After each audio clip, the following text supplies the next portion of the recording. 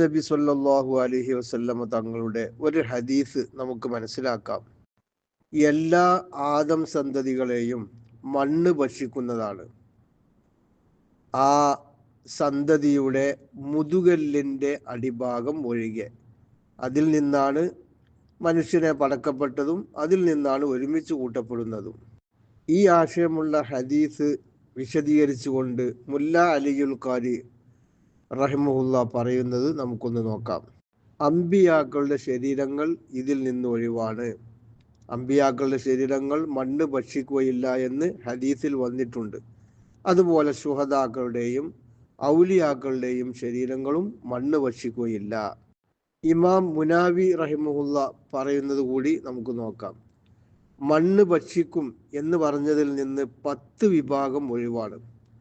ആ 10 വിഭാഗത്തിൽപ്പെട്ടവർ അമ്പിയാക്കളുണ്ട്, ശുഹദാക്കളുണ്ട്, സിദ്ദീഖീങ്ങളുണ്ട്, അറിഞ്ഞ കാര്യങ്ങൾ പ്രവൃത്തിയിൽ കൊണ്ടുവരുന്ന ആലിമീങ്ങളുണ്ട്, അള്ളാഹുവിൻ്റെ പ്രീതി ആഗ്രഹിച്ച് വാങ്ക് കൊടുക്കുന്നവരുണ്ട്, ഖുർആനിൻ്റെ വാഹകരും ഉണ്ട്. മണ്ണ് ഭക്ഷണം ആക്കാത്ത ചില ശരീരങ്ങളെ നമുക്ക് പരിചയപ്പെടാം. വലീദ് ബിൻ അബ്ദുൽ മലിക്കിൻ്റെ ഭരണകാലത്ത് ഹുജ്റയുടെ ചുമർ പൊളിഞ്ഞു വീണപ്പോൾ അവരത് പുതുക്കി പണിയാൻ ആരംഭിച്ചു. അപ്പോൾ ഒരു കാൽപാദം വെളിവായി.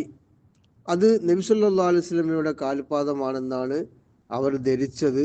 അവർ പേടിച്ചു പോയി. പക്ഷേ അത് അറിയുന്ന ഒരാളെയും അവർക്ക് എത്തിച്ചില്ല. അങ്ങനെ ഉർവത്തി എന്നവർ പറയുകയാണ്, അള്ളാഹുവാണ് സത്യം, അത് നബി സല്ലല്ലാഹു അലൈഹി വസല്ലമയുടെ കാൽപാദമല്ല. പിന്നെ ആരുടേതാണ്? അത് ഉമർ റളിയല്ലാഹു അൻഹുവിൻ്റെ കാൽപാദമാണ്. ത്വൽഹ റളിയല്ലാഹു അൻഹുവിനെ കബറടക്കം ചെയ്യപ്പെട്ട് 30 വർഷം കഴിഞ്ഞപ്പോൾ മകൾ ആയിഷ റളിയല്ലാഹു അൻഹ പിതാവിനെ സ്വപ്നം കാണുകയാണ്. ഖബറിൽ വെള്ളത്തിൻ്റെ ശല്യമുണ്ട് എന്ന് പരാതിപ്പെടുന്നു. മകളുടെ നിർദ്ദേശപ്രകാരം മയ്യിത്ത് പുറത്തെടുക്കുന്നു, വീട്ടിൽ മറവ് ചെയ്യുന്നു.